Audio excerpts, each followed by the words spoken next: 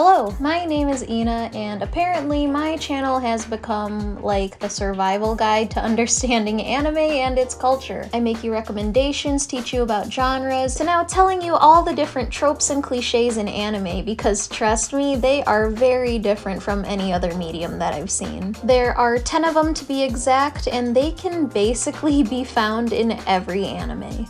So let's get started with our first anime trope, ecchi. Yup, we are starting here.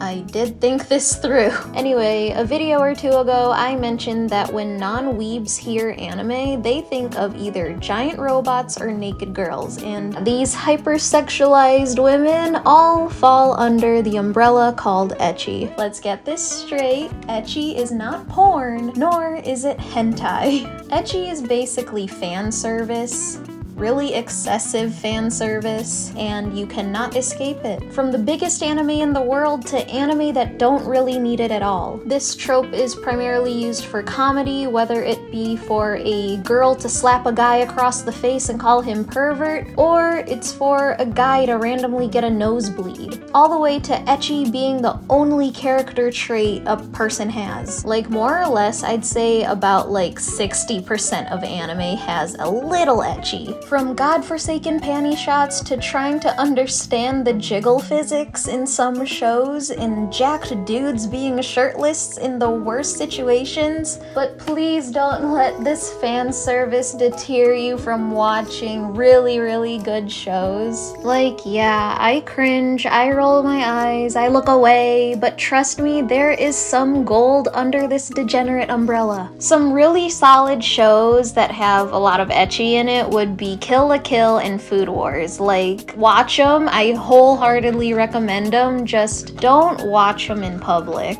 And now for our next trope, we are going to the exact opposite of ecchi. So while there's hypersexualized women in ecchi, on the other side of the coin, we have a lot of anime that include ultra wholesomely cute men. Yeah, we are talking about cross-dressing and traps. To simply put it, it's just that there are a lot of anime where girls like to put on the boys' uniform to school, or boys that like to put the girls' uniform on to school. Sometimes the girls want to put the really soft boy in a dress, and it's also common for guys to get a character's gender wrong. And these characters tend to be called traps in the anime community. From supporting characters to them being in the main cast, the idea of a trap or reverse trap doesn't take away from their actual character, more or less. And that's really it, that's the trope. And it's seen in so many anime. Some great examples would be Kurapika from Hunter x Hunter, Astolfo from Fate, Nagisa from Assassination Classroom, and Haku from Naruto. And these tropes of characters can also be found as one of the main candidates in our next trope in anime.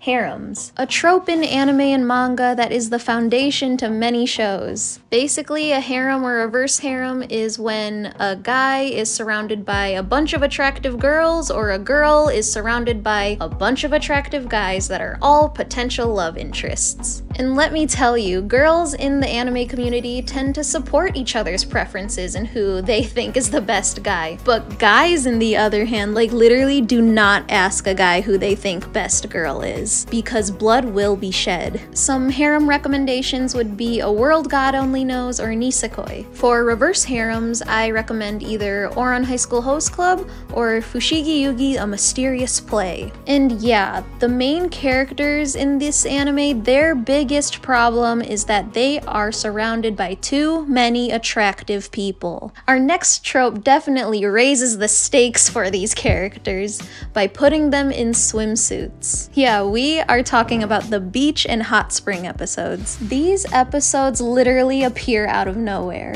Like, our characters can be facing impending doom in one episode. The next episode is them calming down their nerves because, yeah, like, the beach and hot spring episodes can be seen in any show, any genre. It will somehow make sense. But like, there's no hint that we're going to be seeing all our characters in swimsuits and bikinis. Like, literally, it's just suddenly, boom, the sound of seagulls. But for real though, beach episodes are usually a breather from the more serious arcs, and yeah, can be considered filler episodes. This is also where we can see our characters be actual people and kind of see how they are emotionally, whether it be with relationships with other characters, and then they can go back to their chaotic selves in the next episode. Some iconic beach episodes would be the one one from Gurren Lagann. Like, Gurren Lagann is about the survival of the human race and robots fighting, and then suddenly it's like, wow, sandcastles. And then another iconic beach episode would be from the horror anime Another. Like, why are they at the beach? Like, what? You physically cannot escape the beach episode. There will always be one. Much like our next trope is that there will always be your main character running late to school. Yeah, like, I had to put it in here. It just happens too often. Like, do not fight this cliche. We can't escape it. If it's not in the episode, it's in the opening sequence. I literally seek anime characters running with toast in their mouth in my dreams. Sometimes my subconscious will surprise me by putting a little butter on it. Or egg. They're just running late with toast in their mouth. That's the cliche. Moving on. The school/summer festivals. Like the beach episodes, these will be very new for you, especially if you only watch Western TV. Because in Japan, there is something called the Japanese Cultural Festival. This is an important event that happens annually at nearly every single school in Japan, from junior high all the way to university. It's a day to show off the students' talents and the school itself to parents and students that might want to go there one day. And these episodes are one of the best ones. Like, they're the most chaotic and the most funny, and they're just great. From making their classrooms into cafes to haunted houses and school triathlons. And if your show doesn't really take place at school, then you'll most likely run into the summer festival. Some animes do both, but essentially it's like a carnival or fair that's put in place. If you get the episode where they're at a festival, you'll get to see our characters in traditional Japanese wear, in their yukatas or their jinbeis, and it's so cute and wholesome. These episodes are so good. Some memorable examples would be the Oban Festival from Haruhi Suzumiya, and a classic school festival would be from episode 2 of Maid-sama. Like, this is literally the whole script for a school festival. From making a cafe to a haunted house and the triathlon, like the whole shebang. And it even includes putting the soft boy in a dress. But also, the school festival, especially if there's some sort of athletic competition, usually brings out our next trope, the underdog/power of friendship. This trope is mostly seen in shonen anime. Like, this is where we see our hero defeated. This is it for him, and then he takes a look at his friends, worried and scared. Suddenly, our main character looks at them and remembers who he's fighting for. And then suddenly he gets mega strength and wins the battle. But yeah, sometimes this thing can kind of get old, or sometimes it's kind of whack. Like, this trope can excessively be seen in Talk no Jutsu. This is Naruto's uncanny ability to defeat the villain just by simply talking to them. Another example would be in Fairy Tail. Like, our poor main characters fight villains that are allegedly like 10 times stronger than them. Like, we'll just see our faves put their all into an attack and still get beaten up, but then suddenly win. It's pretty cool for the first 2 to 3 times, but then you realize there are no stakes in this show. But how can we talk about fighting without talking about our next trope? The tournament arc.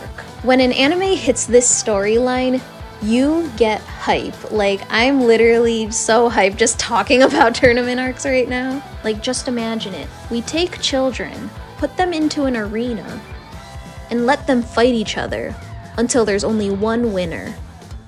Thoughts? For real though, this trope in anime is where we get to see the most development in each character, to see what they're truly made of. It's not just the combat we're here to see, it's the expectations they have, their rivalry.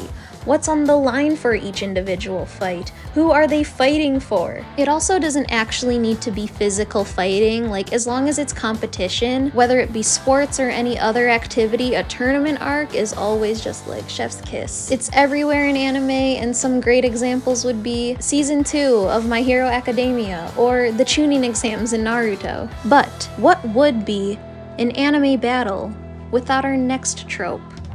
Explaining their ability. I would say that this is as huge as running late for school. It just happens so often in anime and manga. Like, it's also self-explanatory. It just happens all the time. Characters will shout out their attack as they do it, or villains don't explain their plan, but what they can do. For example, Hisoka's bungee gum.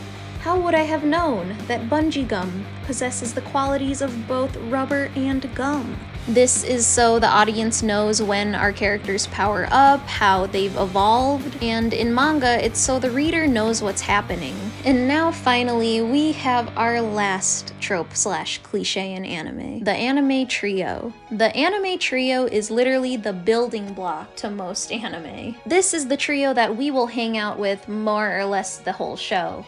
Our main character will either be really cool and really strong, or he's the opposite, where he's really goofy with a lot of potential. The next person in the trio is basically the opposite of what the main character is, but story-wise, the second character is either the main character's rival or their best friend. Sometimes it's both. Usually they are there to either be the smart one or the comic relief. And finally, our third character will either be the token female or the dad. He's usually the logical, calm male who can ground the reckless ones. Some famous anime Hi, baby. Hello, you good boy? Some famous anime trios you might know would be Team 7, the actual anime trio after teasing us with this anime trio, the Demon Slayers, the useless one compared to the other two, Team Ash, Team Black Star, and Dinner. Woo, what a list. I hope I hit them all, but those are the 10 most common tropes and cliches in anime. I really hope I hit them all and that I gave good examples. Please like, comment, subscribe, all of it, none of it. Please let me know if I missed any or recommendations that you see these tropes in. Yeah, let me know what you think. It's not like I care or anything.